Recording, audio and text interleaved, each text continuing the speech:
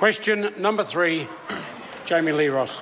Mr Speaker, my question is to the Minister of Finance and asks, how will the government's responsible fiscal management support better public services for New Zealanders in Budget 2015? Mr Speaker. The Honourable Bill English.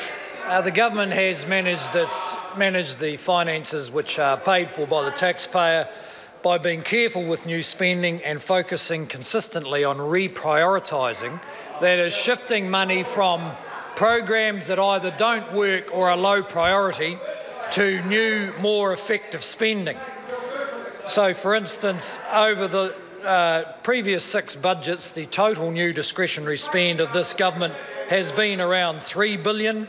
Over the last 6 budgets of the previous Labor government, the total new spending was $20 billion.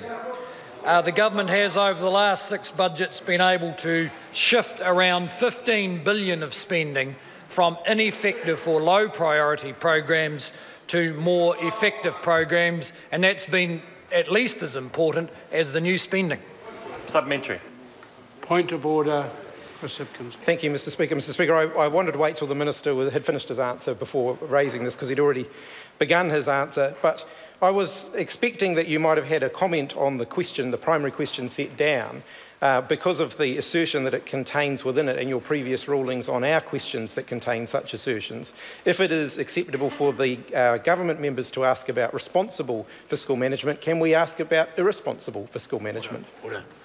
I certainly examined the questions and didn't pick up that at 11:30.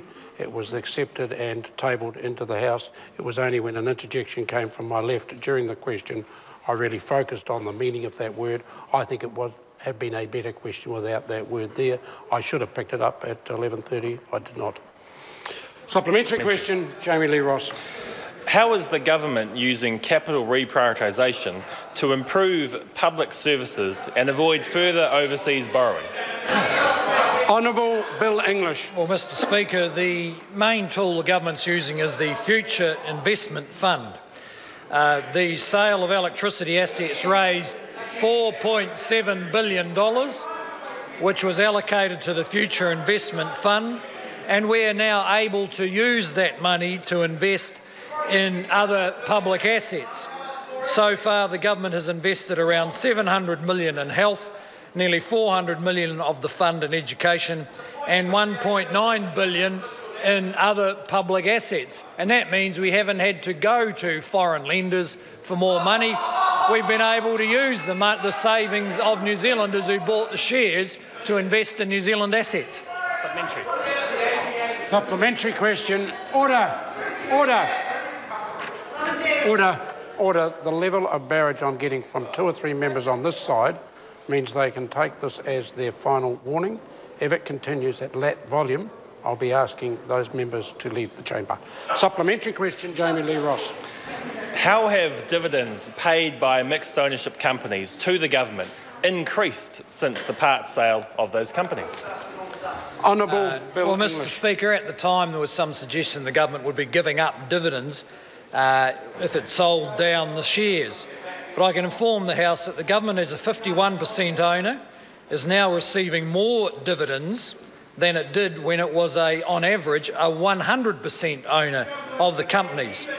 For instance, Genesis Energy, the highest annual dividend received from them at any time in the previous 10 years was $57 million. The average dividend was $32 million. The average dividend when we were 100% owner over those 10 years. This year, we'll receive $76 million in dividends. As a 51% owner, we'll get more than twice the dividend we got on average from Genesis Energy, and we can apply that to more high-priority government social programs. Supplementary. Order. Supplementary question, Jami-Lee Ross. How will Budget 2015 continue the government's ongoing program to improve public services for New Zealanders while helping to support more jobs and higher wages through careful fiscal management?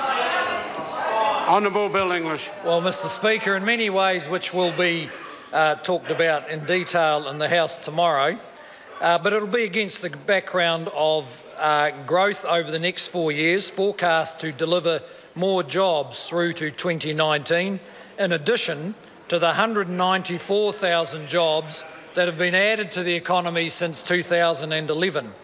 Wages are expected to continue increasing ahead of the cost of living.